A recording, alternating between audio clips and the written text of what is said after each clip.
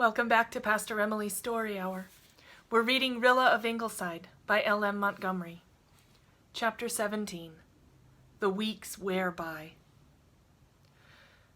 Rilla read her first love letter in her Rainbow Valley fir-shadowed nook, and a girl's first love letter, whatever blasé older people may think of it, is an event of tremendous importance in the teens. After Kenneth's regiment had left Kingsport, there came a fortnight of dully aching anxiety, and when the congregation sang in church on Sunday evenings, "O hear us when we cry to thee, for those in peril on the sea," Rilla's voice always failed her, for with the words came a horribly vivid mind picture of a submarine ship sinking beneath pitiless waves, amid the struggles and cries of drowning men. Then word came that Kenneth's regiment had arrived safely in England, and now, at last, here was his letter. It began with something that made Rilla supremely happy for the moment, and ended with a paragraph that crimsoned her cheeks with the wonder and thrill and delight of it. Between beginning and end, the letter was just such a jolly, newsy epistle as Ken might have written to anyone, but for the sake of that beginning and ending, Rilla slept with the letter under her pillow for weeks, sometimes waking in the night to slip her fingers under and just touch it, and looked with secret pity on other girls whose sweethearts could never have written them anything half so wonderful and exquisite. Kenneth was not the son of a famous novelist for nothing. He had a way of expressing things in a few poignant, significant words that seemed to suggest far more than they uttered, and never grew stale or flat or foolish with ever so many scores of readings. Rilla went home from Rainbow Valley as if she flew rather than walked. But such moments of uplift were rare that autumn. To be sure, there was one day in September when great news came of a big Allied victory in the West, and Susan ran out to hoist the flag, the first time she had hoisted it since the Russian line broke, and the last time she was to hoist it for many dismal moons. "Likely the big push has begun at last, Mrs. Doctor dear," she exclaimed, "and we will soon see the finish of the Huns. Our boys will be home by Christmas now. Hurrah!" Susan was ashamed of herself for hurrahing the minute she had done it, and apologized meekly for such an outburst of juvenility. "But indeed, Mrs. Doctor dear, this good news has gone to my head after this awful summer of Russian slumps and setbacks." "Good news," said Miss Oliver bitterly. "I wonder if the women whose men have been killed for it will call it good news. Just because our own men are not on that part of the front, we are rejoicing as if the victory had cost no lives." "Now, Miss Oliver, dear, do not take that view of it," deprecated Susan. "We have not had much to rejoice over of late, and yet men were being killed just the same. Do not let yourself slump like poor Cousin Sophia." Cousin Sophia had full range for her pessimism that gloomy autumn, and even Susan, incorrigible old optimist that she was hard put to it for cheer. When Bulgaria lined up with Germany, Susan only remarked scornfully, "One more nation anxious for a licking," but the Greek tangle worried her beyond her powers of philosophy to endure calmly. "Constantine of Greece has a German wife, Mrs. Doctor dear, and that fact squelches hope. To think that I could have lived to care what kind of a wife Constantine of Greece had! The miserable creature is under his wife's thumb, and that is a bad place for any man to be.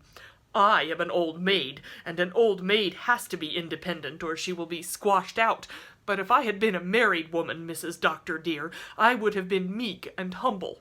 It is my opinion that this Sophia of Greece is a minx."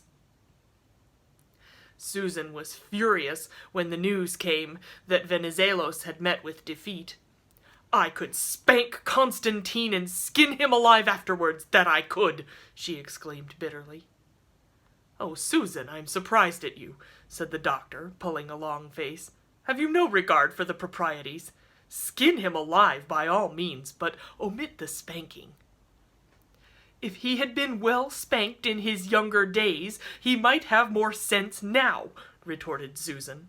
"But I suppose princes are never spanked, more's the pity.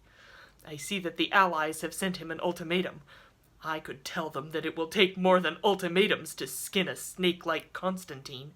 Perhaps the Allied blockade will hammer sense into his head, but that will take some time, I am thinking, and in the meantime, what is to become of poor Serbia?" They saw what became of Serbia, and during the process Susan was hardly to be lived with. In her exasperation she abused everything and everybody except Kitchener, and she fell upon poor President Wilson tooth and claw. "If he had done his duty and gone into the war long ago, we should not have seen this mess in Serbia," she avowed. "It would be a serious thing to plunge a great country like the United States, with its mixed population, into the war, Susan," said the doctor, who sometimes came to the defense of the president, not because he thought Wilson needed it especially, but from an unholy love of baiting Susan. "Maybe, doctor dear, maybe, but that makes me think of the old story of the girl who told her grandmother she was going to be married. It is a solemn thing to be married," said the old lady. "Yes, but it is a solemner thing not to be," said the girl. "And I can testify to that out of my own experience, doctor dear. And I think it is a solemner thing for the Yankees that they have kept out of the war than it would have been if they had gone into it. However, though I do not know much about them, I am of the opinion that we will see them starting something yet, Woodrow Wilson or no Woodrow Wilson, when they get it into their heads that this war is not a correspondence school." On a pale yellow windy evening in October, Carl Meredith went away. He had enlisted on his 18th birthday. John Meredith saw him off with a set face. His 2 boys were gone. There was only little Bruce left now. He loved Bruce and Bruce's mother dearly, but Jerry and Carl were the sons of the bride of his youth, and Carl was the only one of all his children who had Cecilia's very eyes.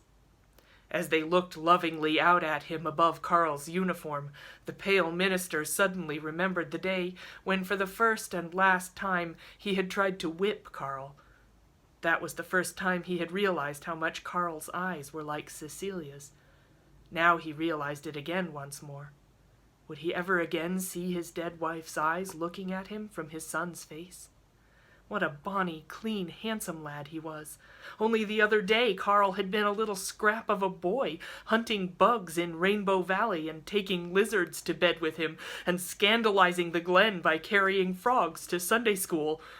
It hardly seemed right, somehow, that he should be an able-bodied man in khaki. Yet John Meredith had said no word to dissuade him when Carl told him he must go. Rilla felt Carl's going keenly. They had always been cronies and playmates. He was only a little older than she was, and they had been children in Rainbow Valley together.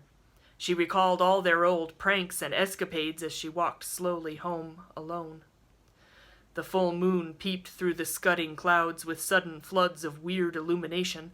The telephone wires sang a shrill sound in the wind, and the tall spikes of withered, gray-headed goldenrod in the fence corners swayed and beckoned wildly to her like groups of old witches weaving unholy spells. On such a night as this, long ago, Carl would have come over to Ingleside and whistled to her out the gate.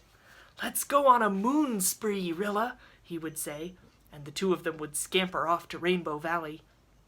Rilla had never been afraid of his beetles and bugs, though she drew a hard and fast line at snakes. They used to talk together of almost everything, and were teased about each other at school, but one evening when they were about 10 years of age, they had solemnly promised, by the old spring in Rainbow Valley, that they would never marry each other. Alice Clow had crossed out their names on her slate in school that day, and it came out that both married. They did not like the idea at all, hence the mutual vow in Rainbow Valley. There was nothing like an ounce of prevention. Rilla laughed over the old memory, and then sighed. That very day a dispatch from some London paper had contained the cheerful announcement that the present moment is the darkest since the war began. It was dark enough, and Rilla wished desperately that she could do something besides waiting and serving at home, as day after day the Glen boys she had known went away. If only she were a boy speeding in khaki by Carl's side to the Western Front. She had wished that in a burst of romance when Jem had gone, without perhaps really meaning it. She meant it now. There were moments when waiting at home in safety and comfort seemed an unendurable thing. The moon burst triumphantly through an especially dark cloud, and shadow and silver chased each other in the waves over the glen. Rilla remembered one moonlit evening of childhood when she had said to her mother, "The moon looks just like a sorry, sorry face." She thought that it looked like that still, an agonized, careworn face, as though it looked down on dreadful sights. What did it see on the Western Front, in broken Serbia, on shell-swept Gallipoli? "I am tired," Miss Oliver had said that day, in a rare outburst of impatience, "of this horrible rack of strained emotions, when every day brings a new horror or the dread of it. No, don't look reproachfully at me, Mrs. Blythe. There's nothing heroic about me today. I've slumped. I wish England had left Belgium to her fate. I wish Canada had never sent a man. I wish we'd tied our boys to our apron strings and not let one of them go. Oh, I shall be ashamed of myself in half an hour. But at this very minute, I mean every word of it. Will the Allies never strike?" "Patience is a tired mare, but she jogs on," said Susan. "While the steeds of Armageddon thunder trampling over our hearts," retorted Miss Oliver. "Susan, tell me, didn't you ever take spells of feeling that you must scream or swear or smash something just because your torture reaches a point when it becomes unbearable?" "I have never sworn or desired to swear, Miss Oliver dear, but I will admit," said Susan, with the air of one determined to make a clean breast of it once for all, "that I have experienced occasions when it was a relief to do considerable banging." "Don't you think that is a kind of swearing, Susan? What is the difference between slamming a door viciously and saying Miss Oliver, dear," interrupted Susan, desperately determined to save Gertrude from herself if human power could do it. "You are all tired out and unstrung, and no wonder, teaching those obstreperous youngsters all day and coming home to bad war news. But just you go upstairs and lie down, and I will bring you a cup of hot tea and a bite of toast, and very soon you will not want to slam doors or swear." "Susan, you are a good soul, a very pearl of Susans. But, Susan, it would be such a relief to say just one soft, low, little, tiny "I will also bring you a hot water bottle for the soles of your feet," interposed Susan resolutely. "And it would not be any relief to say that word you are thinking of, Miss Oliver, and that you may tie to." "Well, I'll try the hot water bottle first," said Miss Oliver, repenting herself on teasing Susan and vanishing upstairs to Susan's intense relief. Susan shook her head ominously as she filled the hot water bottle. The war was certainly relaxing the standards of behavior woefully. Here was Miss Oliver, admittedly on the point of profanity. "We must draw the blood from her brain," said Susan, "and if this bottle is not effective, I will see what can be done with a mustard plaster." Gertrude rallied and carried on. Lord Kitchener went to Greece, whereat Susan foretold that Constantine would soon experience a change of heart. Lloyd George began to heckle the Allies regarding equipment and guns, and Susan said you would hear more of Lloyd George yet. The gallant Anzacs withdrew from Gallipoli, and Susan approved the step with reservations. The siege of Kut al-Amara began, and Susan pored over maps of Mesopotamia and abused the Turks. Henry Ford started for Europe, and Susan flayed him with sarcasm. Sir John French was superseded by Sir Douglas Haig, and Susan dubiously opined that it was a poor policy to swap horses crossing a stream. Not a move on the great chessboard of king or bishop or pawn escaped Susan, who had once read only the Glen St. Mary notes. "There was a time," she said sorrowfully, when I did not care what happened outside of P.E. Island, and now a king cannot have a toothache in Russia or China, but it worries me. It may be broadening to the mind, as the doctor said, but it is very painful to the feelings." When Christmas came again, Susan did not set any vacant places at the festive board. 2 empty chairs were too much even for Susan, who had thought in September that there would not be one. "This is the first Christmas that Walter was not home," Rilla wrote in her diary that night. "Jem used to be away for Christmases up in Avonlea, but Walter never was. I had letters from Ken and him today. They are still in England, but expect to be in the trenches very soon, and then... but I suppose we'll be able to endure it somehow. To me, the strangest of all the things since 1914 is how we have all learned to accept things we never thought we could, and to go on with life as a matter of course. I know that Jem and Jerry are in the trenches, that Ken and Walter will be soon, that if one of them does not come back, my heart will break. Yet I go on and work and plan, yes, and even enjoy life by times. There are moments when we have real fun, because just for the moment we don't think about things, and then we remember, and the remembering is worse than thinking of it all the time would have been. Today was dark and cloudy, and tonight is wild enough, as Gertrude says, to please any novelist in search of suitable matter for a murder or elopement. The raindrops streaming over the panes look like tears running down a face, and the wind is shrieking through the maple grove. This hasn't been a nice Christmas Day in any way. Nan had toothache, and Susan had red eyes, and assumed a weird and gruesome flippancy of manner to deceive us into thinking she hadn't, and Jim's had a bad cold all day, and I'm afraid of croup. He has had croup twice since October. The first time I was nearly frightened to death, for Father and Mother were both away. Father always is away, it seems to me, when any of his household gets sick.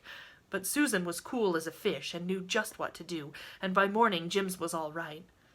That child is a cross between a duck and an imp. He is 1 year and 4 months old, and trots about everywhere, and says quite a few words. He has the cutest little way of calling me Will-o-will. It always brings back that dreadful, ridiculous, delightful night when Ken came to say goodbye, and I was so furious and happy. Jim's is pink and white and big-eyed and curly-haired, and every now and then I discover a new dimple in him. I can never quite believe that he is really the same creature as that scrawny, yellow, ugly little changeling I brought home in the soup tureen. Nobody has ever heard a word from Jim Anderson. If he never comes back, I shall keep Jim's always. Everybody here worships and spoils him, or would spoil him if Morgan and I didn't stand remorselessly in the way. Susan says that Jim's is the cleverest child she ever saw, and can recognize old Nick when he sees him. This because Jim's threw poor Doc out of an upstairs window one day. Doc turned into Mr. Hyde on his way down, and landed in a currant bush, spitting and swearing. I tried to console his inner cat with a saucer of milk, but he would have none of it, and remained Mr. Hyde for the rest of the day. Jim's latest exploit was to paint the cushion of the big armchair in the sun parlor with molasses, and before anybody found it out, Mrs. Fred Clow came in on Red Cross business and sat down on it. Her new silk dress was ruined, and nobody could blame her for being vexed, but she went into one of her tempers and said nasty things and gave me such slams about spoiling Jim's that I nearly boiled over too. But I kept the lid on until she had waddled away, and then I exploded. "The fat, clumsy, horrid old thing," I said, and oh, what a satisfaction it was to say it. "She has 3 sons at the front," Mother said rebukingly. "I suppose that covers all her shortcomings in manners," I retorted. But I was ashamed, for it is true that all her boys have gone, and she was very plucky and loyal about it too, and she is a perfect tower of strength in the Red Cross. It's a little hard to remember all the heroines. Just the same, it was her 2nd new silk dress in 1 year, and that when everybody is, or should be, trying to save and serve. I had to bring out my green velvet hat again lately and begin wearing it. I hung on to my blue straw sailor as long as I could. How I hate that green velvet hat! It is so elaborate and conspicuous. I don't see how I ever could have liked it, but I vowed to wear it, and wear it I will. Shirley and I went down to the station this morning to take little Dog Monday a bang-up Christmas dinner. Dog Monday waits and watches there still, with just as much hope and confidence as ever. Sometimes he hangs around the station house and talks to people, and the rest of his time he sits at his little kennel door and watches the track unwinkingly. We never try to coax him home now. We know it is of no use. When Jem comes back, Monday will come home with him, and if Jem never comes back, Monday will wait there for him as long as his dear dog heart goes on beating. Fred Arnold was here last night. He was 18 in November and is going to enlist just as soon as his mother is over an operation she has to have. He has been coming here very often lately, and though I like him so much, it makes me uncomfortable, because I am afraid he is thinking that perhaps I could care something for him. I can't tell him about Ken, because, after all, what is there to tell? And yet I don't like to behave coldly and distantly when he will be going away so soon. It is very perplexing. I remember I used to think it would be such fun to have dozens of beaux, and now I'm worried to death because 2 are too many. I am learning to cook. Susan is teaching me. I tried to learn long ago, but, well, no, let me be honest. Susan tried to teach me, which is a very different thing. I never seemed to succeed with anything, and I got discouraged. But since the boys have gone away, I wanted to be able to make cake and things for them myself, and so I started in again, and this time I'm getting on surprisingly well. Susan says it is all in the way I hold my mouth, and Father says my subconscious mind is desirous of learning now, and I dare say they're both right. Anyhow, I can make dandy shortbread and fruitcake. I got ambitious last week and attempted cream puffs, but made an awful failure of them. They came out of the oven flat as flukes. I thought maybe the cream would fill them up again and make them plump, but it didn't. I think Susan was secretly pleased. She is past mistress in the art of making cream puffs, and it would break her heart if anyone else here could make them as well. I wonder if Susan tampered... But no, I won't suspect her of such a thing. Miranda Pryor spent an afternoon here a few days ago, helping me cut out certain Red Cross garments known by the charming name of vermin shirts. Susan thinks the name is not quite decent, so I suggested she call them cootie sarks, which is old Highland Sandy's version of it.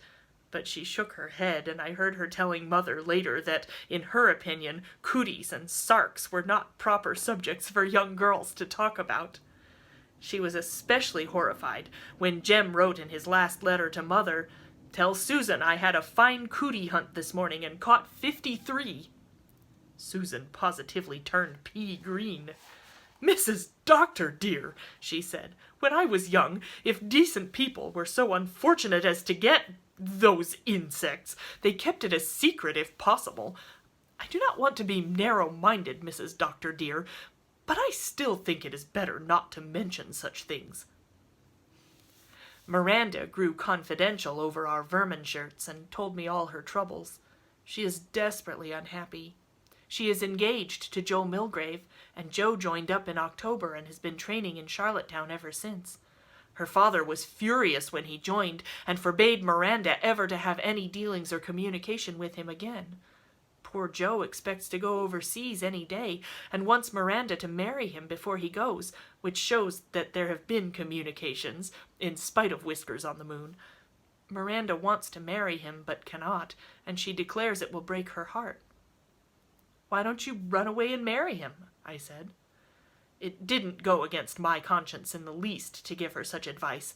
Joe Milgrave is a splendid fellow, and Mr. Pryor fairly beamed on him until the war broke out, and I knew Mr. Pryor would forgive Miranda very quickly once it was over and he wanted his housekeeper back.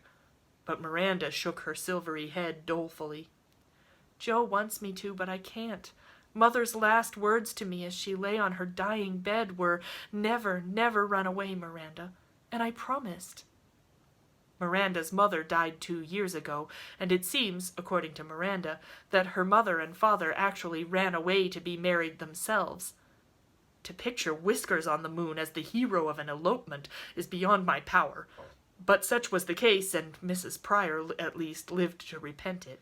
She had a hard life of it with Mr. Pryor, and she thought it was a punishment on her for running away, so she made Miranda promise she would never, for any reason whatever, do it. Of course, you cannot urge a girl to break a promise made to a dying mother, so I did not see what Miranda could do unless she got Joe to come to the house when her father was away and marry her there. But Miranda said that couldn't be managed. Her father seemed to suspect that she might be up to something of that sort, and he never went away for a long at a time, and of course Joe couldn't get a leave of absence at an hour's notice. No, I shall just have to let Joe go, and he will be killed. I know he will be killed, and my heart will break, said Miranda, her tears running down and copiously bedewing the vermin shirts. I am not writing like this for any lack of real sympathy with poor Miranda. I've just got into the habit of giving things a comical twist if I can, when I'm writing to Jem and Walter and Ken, to make them laugh. I really felt sorry for Miranda, who is as much in love with Joe as a China Blue girl can be with anyone, and who is dreadfully ashamed of her father's pro-German sentiments. I think she understood that I did, for she said she had wanted to tell me all about her worries, because I had grown so sympathetic this past year. I wonder if I have.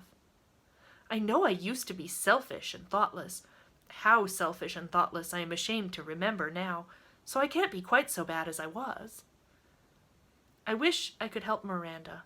It would be very romantic to contrive a war wedding, and I should dearly love to get the better of Whiskers on the Moon.